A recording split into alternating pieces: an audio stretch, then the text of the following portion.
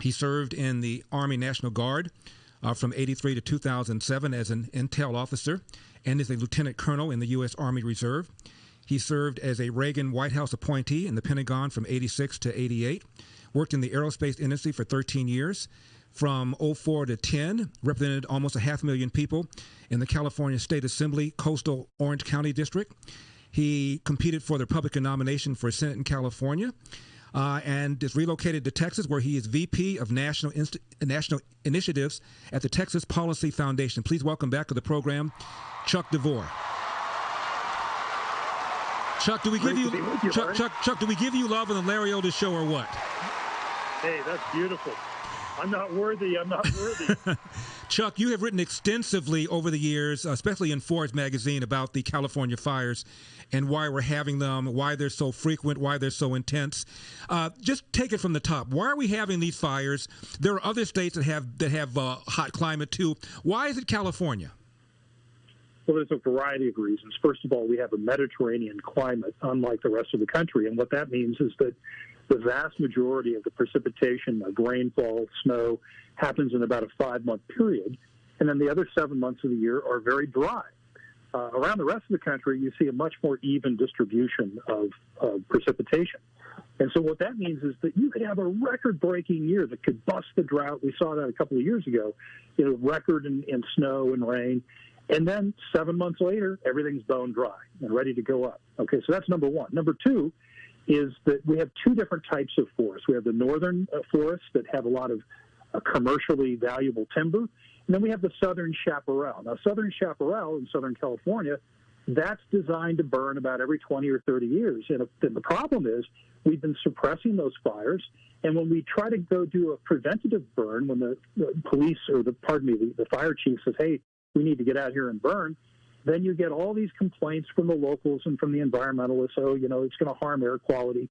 And so then the fuel load builds up, and when it finally does go, it's very dangerous. Now, up in Northern California, different issue. Up there, the Native Americans used to constantly burn before the gold rush and before the advent of permanent settled areas. They constantly burn because forests don't produce much in the way of game and food that they eat.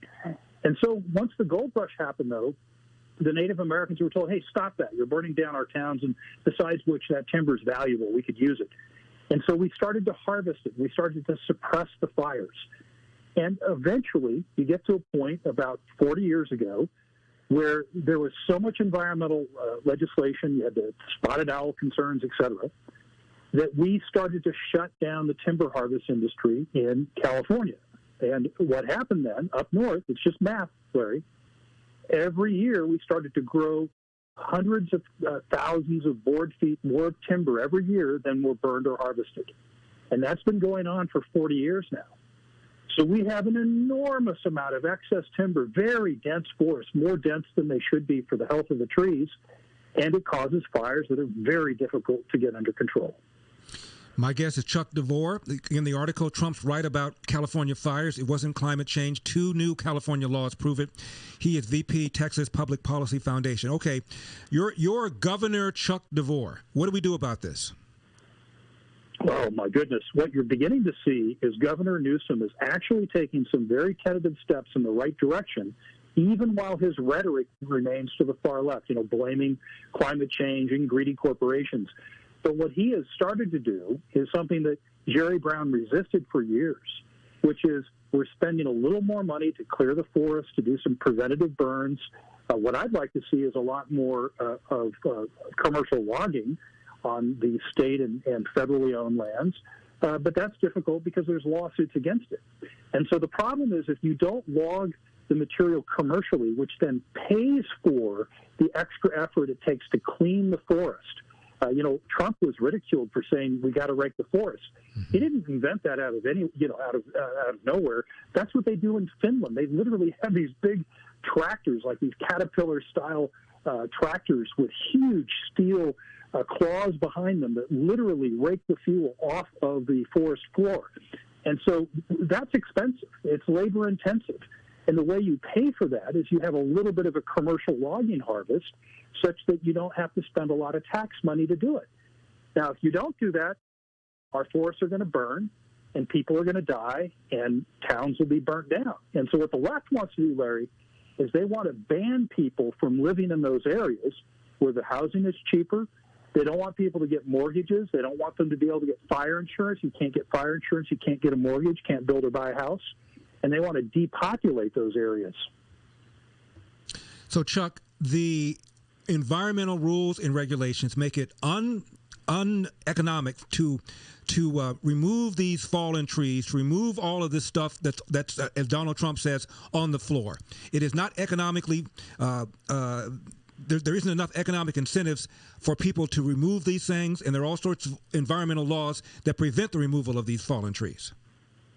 That's right, and what you've seen in just in the last year or two, again, Gavin Newsom taking very tentative and practical steps toward the right direction. There was some legislation that was signed that allows for preventative burns without the air quality management district shutting these things down. I mean, it's going to burn one way or the other. Either it's going to burn in a controlled fashion, or it's going to burn in an uncontrolled wildfire that's going to threaten lives and property. Now, there's another aspect that we saw a couple of years ago, and that's these fires that are caused by poorly maintained power lines, as you saw in Northern California with the Camp Fire that killed 85 people. Now, again, all of this is preventable. Number one, of course, if we did more harvesting, that would be one thing. But the other thing that people forget is that in 2012, Pacific Gas and Electric, PG&E, the state's largest publicly regulated utility, asked for almost $5 billion to improve their power lines, to do safety improvements and upgrades, because some of these power lines were about 100 years old. And the regulators in California denied them the close to $5 billion because they were afraid that the roughly $75 a year increase in the electric rates that would be paid by Northern Californians would cause them to be less supportive of environmental policies like more wind and solar power.